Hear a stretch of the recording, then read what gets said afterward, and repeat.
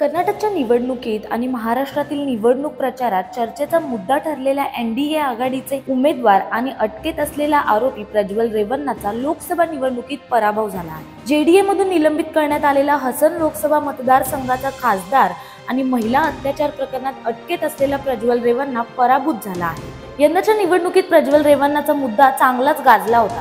भाजप नेत्यांनाही या मुद्द्यावरून प्रचाराला सामोरे जाताना अडचण आल्याचं दिसून आलं। कर्नाटकसह देशभरात प्रज्वल रेवन्नाच्या मुद्द्यावरून रणकंदन घडलं होतं। आता निवडणूक निकालात जनतेनं नाकाचं दिसून येत आहे। दुपारी 12:45 वाजेपर्यंत हाती आलेल्या आकडेवारीनुसार प्रज्वल रेवन्ना यास 4,91,067 मतं मिळाली आहेत, तर काँग्रेस उमेदवार श्रेयस पटेल यांना 5,14,485 मतं मिळाली आहेत। दरम्यान बंगळुरूच्या केंपेगौडा आंतरराष्ट्रीय विमानतळावर प्रज्वल रेवन्ना पोहोचताच त्याच्यावर पोलिसांनी कारवाई केली। कर्नाटक पोलिसांच्या एसआयटीला इंटरपोलनं गुरुवारी प्रज्वल रेवन्नाच्या भारतात येण्यासंदर्भात माहिती दिली होती। त्यानंतर बंगळुरू पोलिसांनी प्रज्वल रेवन्नाच्या अटकेसाठी पूर्वतयारी करून ठेवली होती। बंगळुरू पोलिसांच्या एसआयटीनं प्रज्वल रेवन्ना भारतात पोहोचताच अटकेची कारवाई केली।